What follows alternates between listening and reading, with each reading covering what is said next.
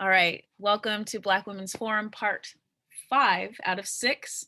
We have one more event happening tonight. We have studio hour with Gender Equity Center, but here we are with our facilitator, Nicole Stewart, really looking forward to this experience in this session. Today we have sound healing. So I guess I have a question before we get started as well. Is this an experience that we should use headphones, stereos, or just use whatever we have? Like, what do you suggest or recommend to really enhance this experience for us? I do suggest if you're if you're listening to the solo, yeah, headphones or earbuds are fine. It just gives you a more direct link to the sound. But if you have it on your computer and it's open to the air, that's fine as well. And if you have, pets or children or other roommates, and maybe they can get a little sound healing if you don't want to put the headphones on. But yeah, headphones will be the best quality. So you are welcome to open the program however you see fit at this point. And yes, looking forward to it. Thanks for transition to my headphones. So I hope you can still hear me. I really look forward to this. Awesome. Thank you, Armani. And thank you all again for being here. And I'm welcome for anyone to join us as it's happening. So please feel free to keep letting folks in as long as you can enjoy the sound healing as well. And so my name is Nicole Stewart, and I had such a good time presenting to you all on radical self-care, but I also wanted to give you an experience of radical self-care. So today I'm going to offer a sound healing session. And before I get into the bowls, which you can see I have around me here, and I will give you a little taste of each sound before we get moving. But I do want to share a little bit of information about sound healing, the history of sound healing, why we do it, and what it is actually going to do in our body. Because I'm a big fan of informed consent, and this sound healing can be very powerful and can, cause some shifting and some moving, and maybe even some releasing. So I just want you to be fully aware going into this that you might feel some kind of way after our sound healing, maybe during, maybe after, maybe even tomorrow or tonight as you sleep.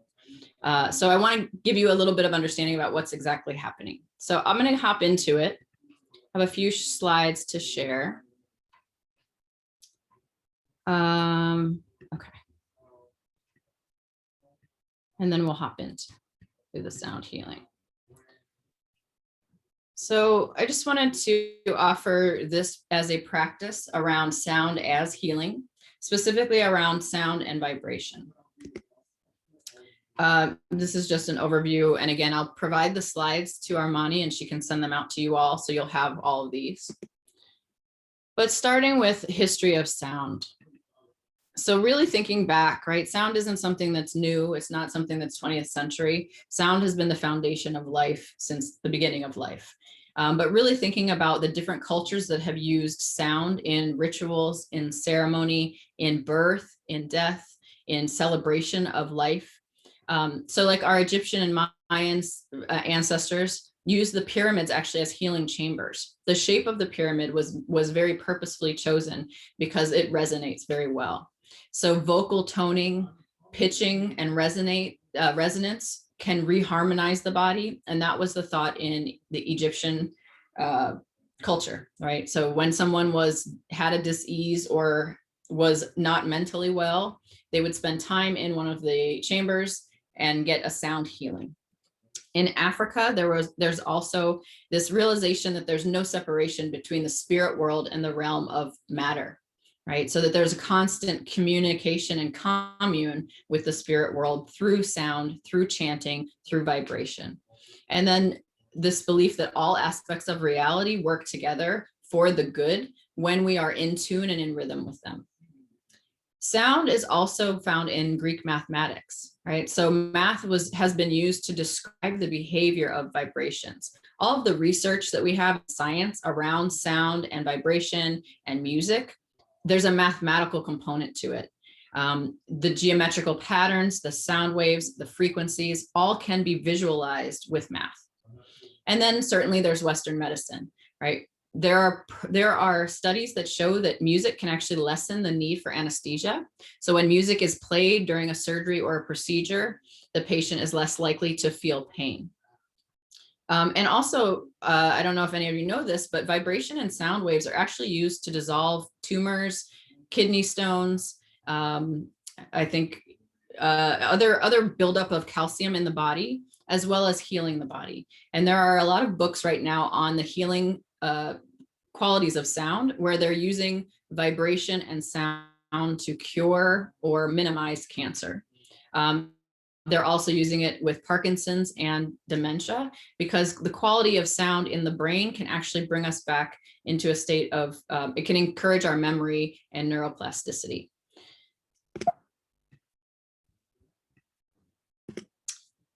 And then also thinking about the history of sound when we really consider our ancestors, right? Sound isn't just about music and melodies and harmony, it's also our voice. Right. And we know in the civil rights era and the voting rights era, sound and someone's voice was very much used to elicit an emotion and action. Right. So I know you all, even just looking at these two pictures, you can probably imagine the quality of the voice, and hearing Martin Luther King Jr. and his "I Have a Dream" speech, that resonates within us. Right. You are immediately entranced with his voice. I could listen to Martin Luther King all day. And then there is the, on the right side is Fannie Lou Hamer. I mentioned in my radical self-care presentation that my sound healing sessions that and the sound healing that I practice is practiced in memory of Fannie Lou Hamer. She is, you probably have, if you haven't heard of her, you have heard her quote, "I'm sick and tired of being sick and tired." Right? She was one of the 4 mothers of SNCC, Student Nonviolent Action Committee. And she was a Voting Rights Act, one of the pioneers of our fight for voting rights. And you can go online and hear her songs and hear her sounds, but she's known for, in the midst of these struggles and these marches and even being beaten and having dogs turned on them and fire hoses, she's known for singing. So she would stop whatever she was doing and specifically sing "This Little Light of Mine." And her voice would stop everybody from what was happening, and they would focus on her voice. And there are a lot of stories about her and how she really emulated this sense of consciousness and spirituality, and really understanding how, humming something and really vibrating your body was a protective force during times of distress. This quote about healing in traditional African society, I think, really gets to the core of music and sound, right? Music is the intangible resonance of which the human body and soul are composed.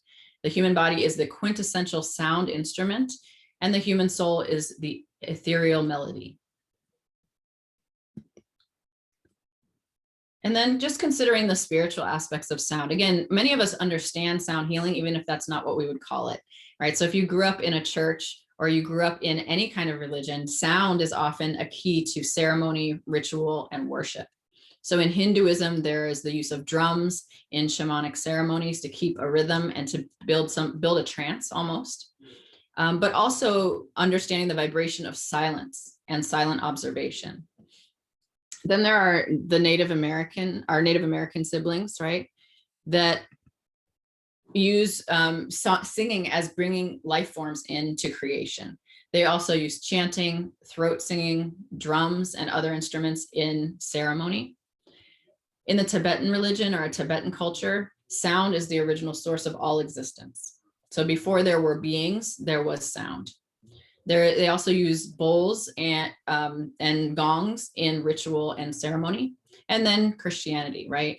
The Bible, if you are, in Christianity, the Bible, the Word of God, starts with, "In the beginning was the Word." Word meaning the voice. And then we use hymns and songs and resonant organs and pianos, right? And certainly our voice as worship. Many of you might have that, that one song or that one worship song that gets you in that space of being in connection with spirit. And that's the power of sound in the spiritual realm.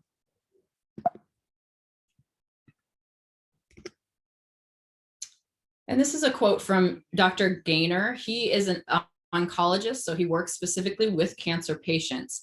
And he has, for the last 2 decades, been using sound healing and light therapy as a way of healing those who have cancer, or minimizing the impact of of the effects of the medication and the treatments. It's a really, really fascinating book if you're interested. And I'll share the book with you as well. Yeah, I'll grab it when we're done, share it with you all.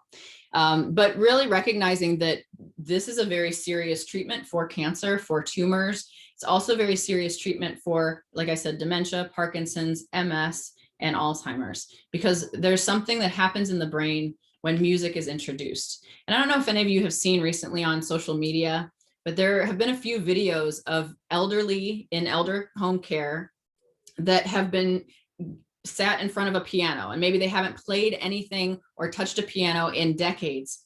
And then as the music starts to play, that elder person remembers the harmony. They remember it almost, note for note, and can play it or can hum it or can sing it.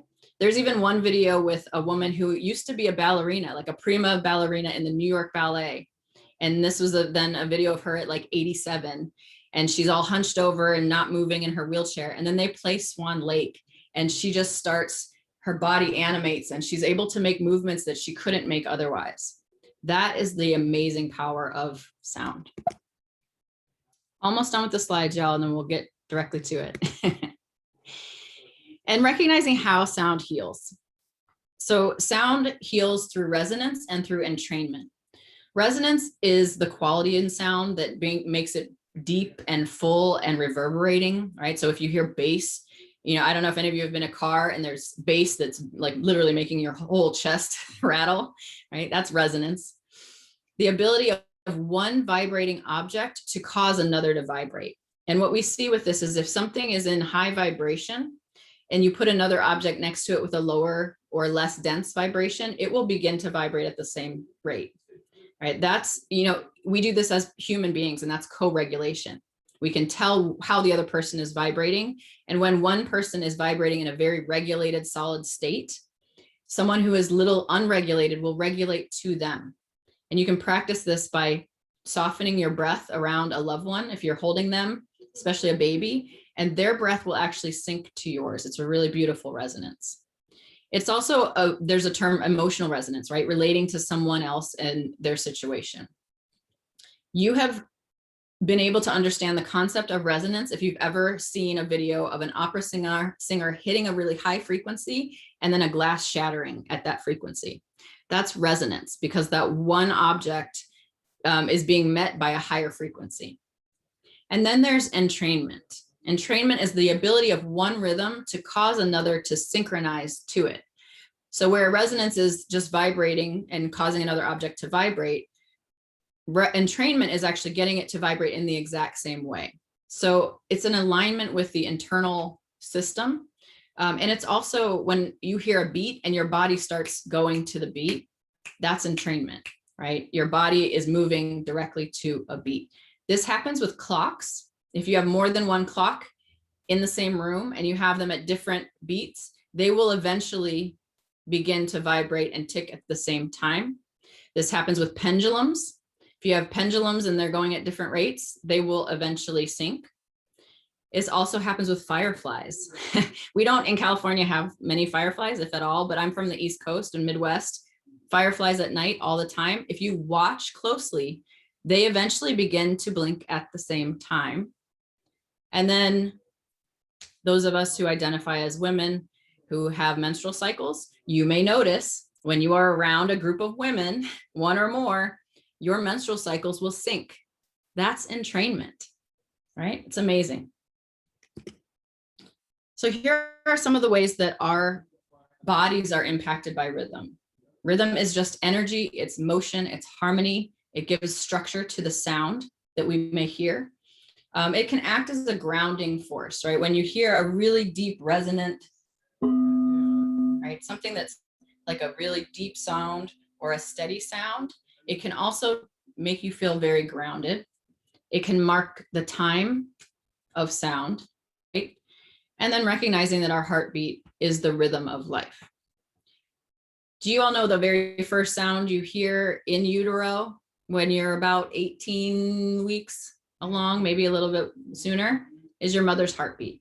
So the first sound you hear when you begin to breathe, to kind of become a living being, is a heartbeat, a very steady rhythm, right? And that is a beautiful aspect of the beginning of life. Some ways that our bodies are in rhythm: our breath, our heartbeat, our brain waves, our circadian or sleep rhythms, our menstrual cycles, our digestion, our circulation, even our age. There's different rhythms to your 20s as there is to your 30s, as there is to your 40s. And then some of the impacts on the body. One of the things to know is that brain waves can begin to entrain with the sound of the crystal bowls within 15 seconds. And what that does is it increases the blood flow to the brain, but it also allows us to, that repetitive sound of the bowls or whatever, or drums, if you're using drums, lets the left brain kind of release and go to sleep. And our left brain is the one that's always on, kind of making judgments, making sure we're at that thing on time, right? That part of the brain can rest, and our right brain, the more creative, spacious, conscious part of the brain, can come online and take over a little bit. And this is just a quote I wanted to share from my teacher, the one who certified me in sound healing, Maitreyi Miliana. And what she says is, we have the blueprints of wholeness, perfection, harmony, and divinity within us. And when we access them, we activate vast stores of health, joy, well-being, possibility, and the ability for super consciousness. And this is the final slide. I know we all want to get to the sound healing.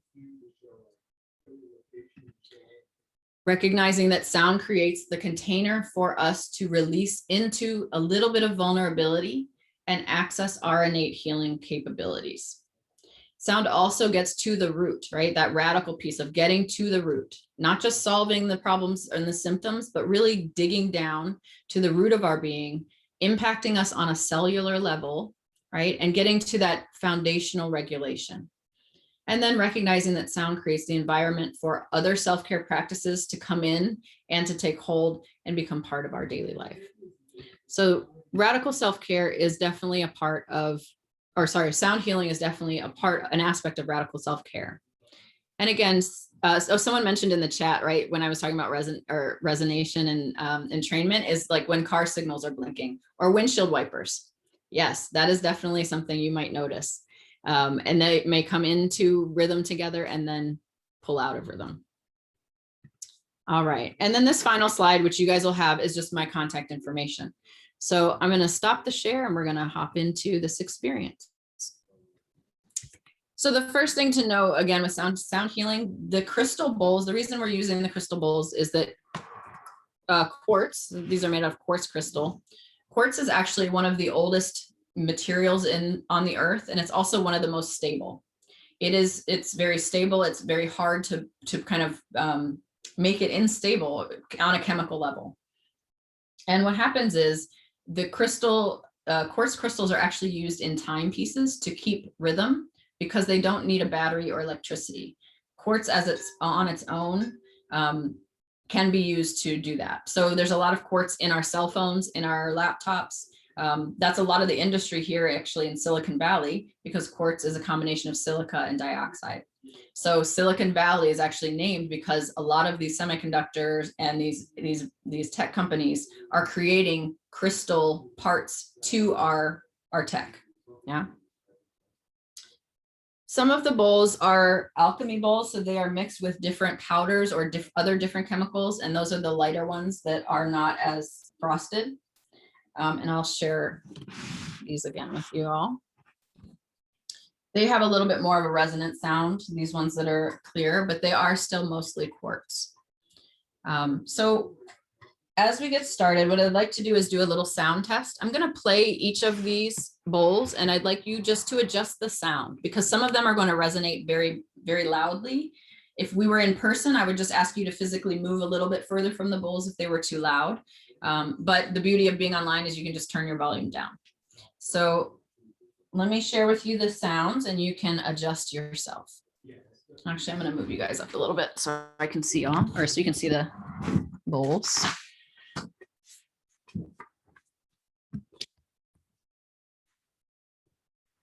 Go.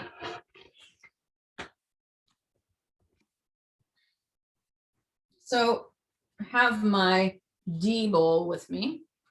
This one's a big one. I have G. I have F. I have A.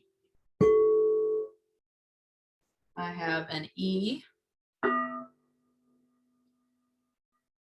love that one. And then a C. Okay. So go ahead and make any adjustments. I would say this might be the loudest one. So let me play it for you and you can adjust your sound.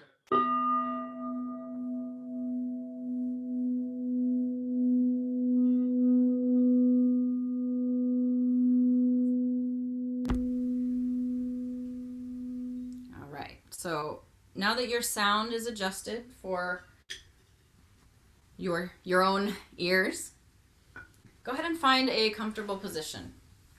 So what I'd like you to do is you can lay down, you can be seated, but this is an opportunity for you to get some really deep rest. So if you want to lay down flat on your back, on your belly, on your side, whatever feels good for you, that might be a really yummy space to be in. Let me arrange my bowls. Good. But just find what feels good for you.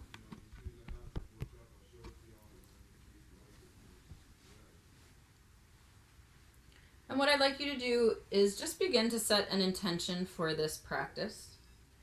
Your only job is to lay or sit where you are, get nice and heavy where you're laying, and just open up to this opportunity of rest.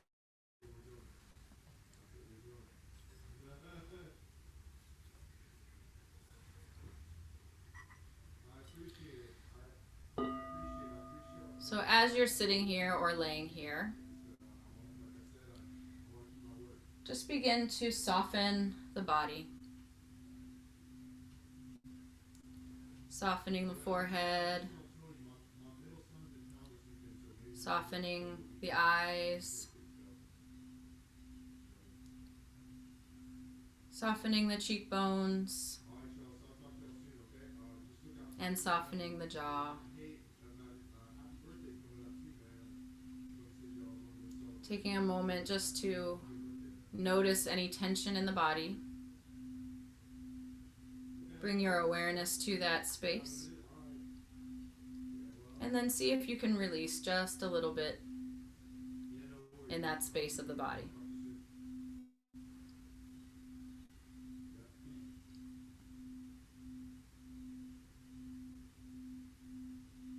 And begin to allow yourself to get nice and heavy where you're laying.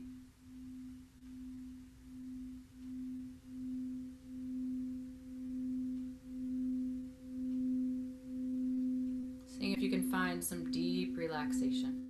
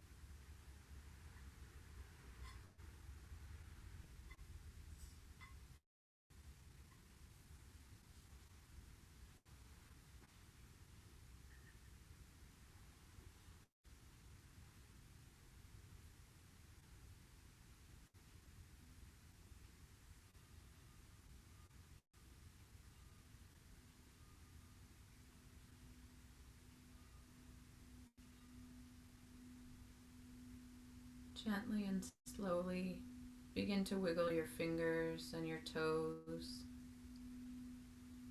your wrists and your ankles, bringing a little bit of movement back to the body.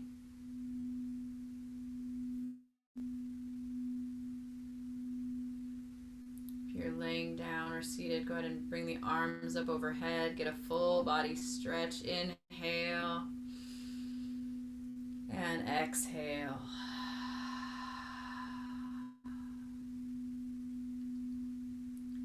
If you're laying down, go ahead and gently turn over onto your right side for a brief moment.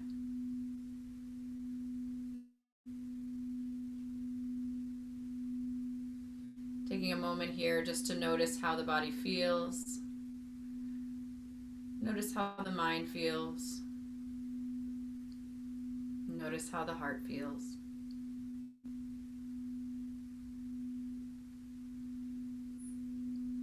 And when you're ready, go ahead and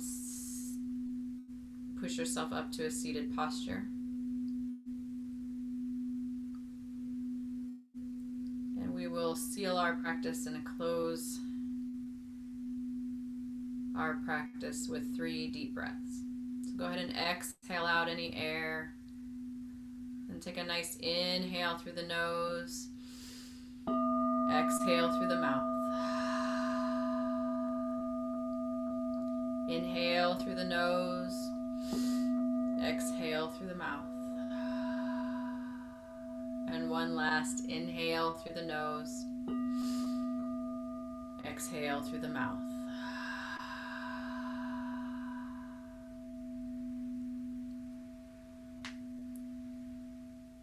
Gently bring your attention back to the screen. And if you'd like to maybe make your way back to the chat and share maybe how that experience was for you. Go ahead and take a few minutes to come out of that space. And I know there's a few of us here, so if anybody just wants to unmute and share a little bit, you're welcome. If you need a little time to process, that's okay as well. Oh, I'm glad it was good. I'm glad you didn't want it to end. I never wanted to end either. I always have to watch my time. Good. And just noticing again, like it doesn't, self-care, radical self-care especially, doesn't necessarily mean you're going to feel like skipping or hopping or, you're going to be full of joy afterwards. There might be some things that come up and you're like, oh, that's a little interesting. Let me sift through that. So just recognize that, if you feel good, great, that's awesome. But if you're still like, I'm not sure how I feel about this, let me process a little. That's a good space to be in as well. Good. I'm so glad it was helpful. And I am happy to find a way, maybe Armani, we and the block can find a way to make this a more regular occurrence if that's something that people would be interested in. That's cool. Thank you. Absolutely. And yes, you will get the slides. I'll make sure that I'll email those to Armani right after we close out our Zoom so you guys can have that. Any questions? Any comments? Was this the first time sound healing for many of you? If it was, I'm honored. You're very welcome, Emerald. Thank you for being here.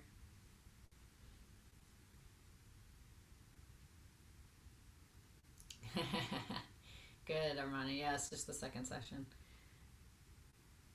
All right, we got some firsts in there, some newbies. Good.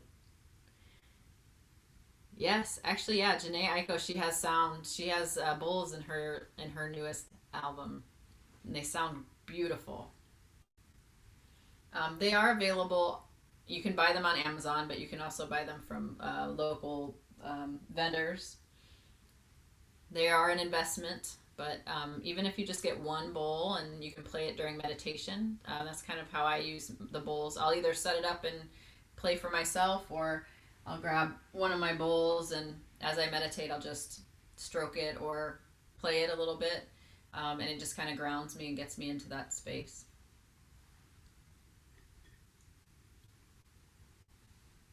Wonderful.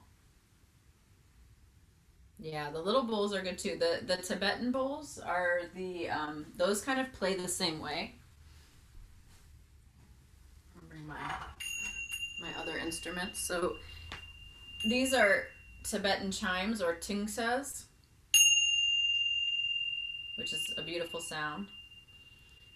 And then this is a Tibetan singing bowl, and it's the same concept, obviously different material, but you can strike it or you can make it sing. So they have similar healing qualities. The crystal bowls have a little bit more of the spiritual aspect, but the Tibetan bowls are really beautiful as well. They make a really beautiful sound. And I have the different colored bowls in my bookcase as well, and those all make different sounds as well. So yeah, any way you get sound healing, kazoo can work as well, right? Humming gives you a good internal rhythm. So yeah, I'm thrilled that this was helpful for you all. I hope those of you who are watching the recording afterwards are enjoying it as well. And certainly I hope that those of you who were here live might use the recording on your own at another time. I often like sound healing to help me go to sleep. And what I notice is when the sound ends at the very end of, when it turns off, that's when I really fall into the deepest sleep that I have. So paying attention to how you feel when it's playing and then when it's silent. Awesome. Thank you, Armani. Of course. Thank you. So I have a follow-up question. Yeah. What are some ways we can pay attention to what this brings up for us? What are some strategies you might have us use as takeaways to continue, I guess, integrating back? Well, for this specifically, definitely hydrate yourself. So after we're done, go ahead and get yourself a nice tall glass of water. You can have tea as well if that helps. I would say just notice how you sleep tonight. You may notice a little more restful sleep.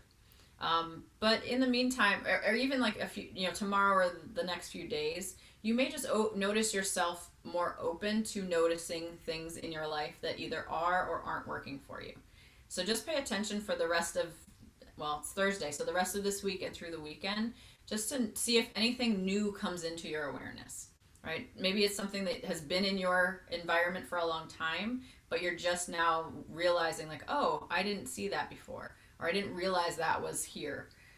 So that's sound healing can kind of give us a sense of opening and awareness and noticing new things. And I just suggest that you do all that without any judgment. Right? You may notice things in your environment that aren't working for you anymore, and you might need to change them or put a boundary around them, and that's okay. There's no judgment around that. Even good things, sometimes we need boundaries around, right? Like candy and things like that. So just noticing what you notice. I would recommend if you have a journal or a notebook, just writing things down. And they don't have to make sense to you. Just notice like, oh, this thought came to me today and I haven't thought about this in a long time. Or, oh, I noticed this on my walk today. And then when you look back on those things, they might make sense in aggregate. But in the moment, you're like, oh, I'm feeling this way, or I noticed that, or I'm questioning this. So I would recommend that as well. And even if you don't have bowls, you all can continue this sound healing in your life by bringing music into it. Right? So as you're cleaning, as you're studying, as you're, cooking, play some music and try different kinds of music. Maybe when you're studying, you're listening to classical music. Cellos have nice grounding resonance, right? And maybe when you're cooking, it's more pop or hip hop to get you in that mood. So just play around with different sounds of music and notice how your body feels and how you entrain to the music, right? Because again, you may notice when you're playing classical music, that entrainment is a really chill vibe. Your brain can kind of open itself up a little bit and take more information in. And then if you're cleaning or doing a chore or something that might not be as fun, but you put on a little Beyonce, right? And you do your single ladies dance all the way to the kitchen, that can help you, but you'll notice how you feel in your body. So just paying attention to those things is really, really helpful. You asked for a dissertation, right? Wait. That was perfect. Thank you for that. if there are no other questions from anyone, okay. Thank you so much, Nicole. This was awesome. I felt things and saw things, so this was really interesting for me. But yeah, I hope everyone else experienced something a little different, is maybe more open to experiences like this, and is willing to take their healing, their sound healing, to the next level with this and after this experience. So I will go ahead and send a follow-up email once the recording settles. We have one more Black Women's Forum event happening, which is Studio Hour. So if you'd like to follow me over to Studio Hour happening right now, please do. But yeah, this was great. Thank you, Nicole, so much. And yes, everyone stay in touch with Nicole if you want to continue to receive different offerings, or just also recognize the other things that she offers out in the internet and in the community as well, likely when things are opening up again. So yeah, thank you so much. I hope everyone has a great rest of your evening. Thank you. Thank you.